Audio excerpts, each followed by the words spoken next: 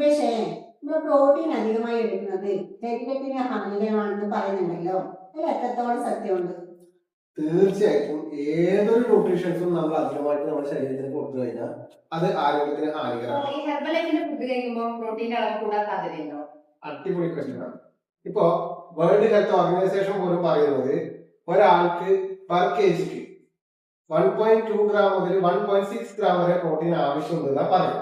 അതിന്റെ കാരണം എന്താണെന്ന് വെച്ച് കഴിഞ്ഞാല് അവരുടെ activity, exercise oriented life style ഇതെല്ലാം ഫോളോ ചെയ്യുന്ന ആളുകളാണെന്നുണ്ടെങ്കിൽ അവരുടെ പ്രോട്ടീൻ റിക്വയർമെന്റിന് വേണ്ടുന്നത് കറക്റ്റ് ആയിട്ട് ഒരു കോച്ചിന്റെ നിർദ്ദേശപ്രകാരം പേഴ്സണലൈസ് ചെയ്ത് കൊടുക്കാൻ പറ്റുന്നതാണെങ്കിൽ നമുക്ക് മോർണിംഗ് ബ്രേക്ക്ഫാസ്റ്റിന്റെ കൂടെ 24 ഗ്രാമും ഇപ്പൊ സപ്ലിമെന്റ് ആയിട്ട് എടുക്കുന്നുണ്ടെങ്കിൽ 24 ഗ്രാമും ഒരു 50 ഗ്രാമും ബാക്കിയുള്ള കാര്യങ്ങൾ ബാലൻസ്ഡ് ആക്കി കൊടുത്താൽ, നോർമൽ ഫുഡ് വഴി ബാലൻസ്ഡ് ആക്കി കൊടുത്തു കഴിഞ്ഞാൽ അവർക്ക് ഒരു എക്സലന്റ് ലൈഫ് സ്റ്റൈൽ ഫോളോ ചെയ്യാൻ വേണ്ടി സാധിക്കും. അവര് നല്ല ആരോഗ്യവാനായിരിക്കാനും ചാൻസ് ഉണ്ട്. അപ്പോ ലൈഫിൽ പ്രോട്ടീൻ ഇത്രത്തോളം പ്രാധാന്യമുണ്ട് അല്ലേ? തീർച്ചയായും.